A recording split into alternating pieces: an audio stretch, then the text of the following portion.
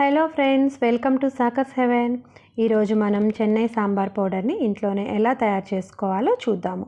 దీనికి కావాల్సిన ఇంగ్రీడియంట్స్ ఇక్కడ నేను మెజర్మెంట్ కోసం ఈ టీ గ్లాస్ తీసుకున్నాను. ఇంగ్రీడియంట్స్ చూద్దాం. మినపగుండ్లు 1 కప్పు, పచ్చిశనగపప్పు 1 cup,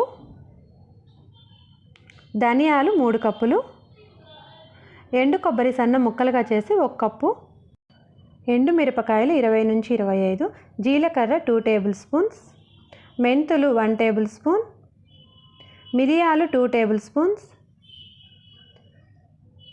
rice 2 table spoons,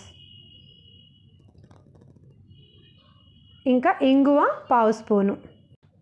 next ఒక ప్యాన్ తీసుకొని అన్ని ఇంగ్రీడియంట్స్ ఒకేసారి వేయకూడదండి. నేను ఇక్కడ కొన్నే వేస్తున్నాను. ధనియాలు, మినపగుండ్లు, పచ్చిశనగపప్పు, ఎండు మిరపకాయలు, మెంతు, ఎండు కొబ్బరి ముక్కలు, మిరియాలు వేస్తున్నాను. జీలకర్ర, రైస్ నేను ఇప్పుడే వేయటం లేదు. అవన్నీ సగం వేగిన తర్వాత వేస్తాను, ఎందుకంటే ఇవన్నీ త్వరగా వేగిపోతే ఈ రెండు అవి కొంచెం వేగడానికి టైం పడుతుంది. అందుకని ఆ మిగిలిన ఇంగ్రీడియంట్స్ అన్నీ సగం వేగిన తర్వాత ఇవి వేద్దాము. నెక్స్ట్ ఆ ప్యాన్లో 1 స్పూన్ ఆయిల్ వేసుకొని వీటన్నింటిని బాగా కలిపేలాగా కలుపుకోవాలి. ఫ్లేమ్ మనం మీడియం ఫ్లేమ్లో పెట్టుకొని దీన్ని కంటిన్యూస్గా కలుపుతూ వేయించుకోవాలి. మనం హైలో పెట్టినట్లయితే గింజలన్నీ కూడా మాడిపోతాయి, అవి సరిగ్గా వేగవు, లోపల మాత్రం పచ్చిగానే ఉంటుంది, పైకేమో వేగినట్లు కనిపిస్తుంది. అందుకని మీడియం ఫ్లేమ్లో పెట్టుకొని కంటిన్యూస్గా కలుపుకుంటూ వేయించాలి.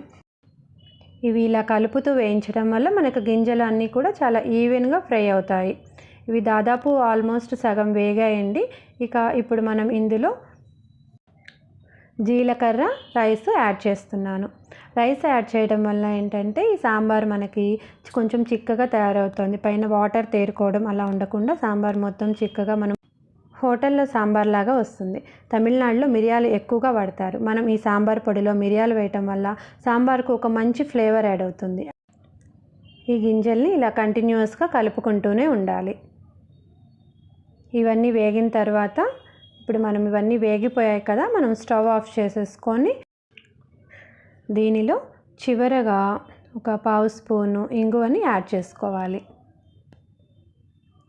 ఇంగువ వేసుకొని ఒకసారి బాగా కలుపుకోవాలి. వేడి మీద ఇంగువ వేసేసుకోవాలి. దీనిని వెంటనే మనం వేరే ప్లేట్లోకి తీసుకొని చల్లార్చుకోవాలి.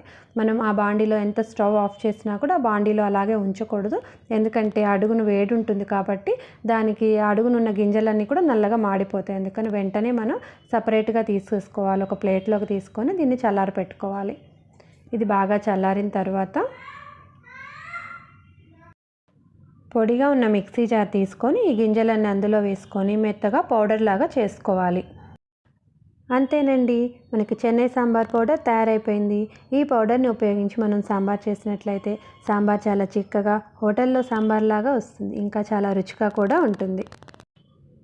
మీరు కూడా ఈ సాంబార్ పౌడర్ని ఒకసారి మీ ఇంట్లో ట్రై చేసి చూడండి, మీ అందరికీ ఖచ్చితంగా నచ్చుతుంది. Thank you so much for watching this video. మా వీడియో మీకు నచ్చినట్లయితే లైక్ చేయండి, షేర్ చేయండి, మా ఛానల్ని సబ్స్క్రైబ్ చేసుకోండి.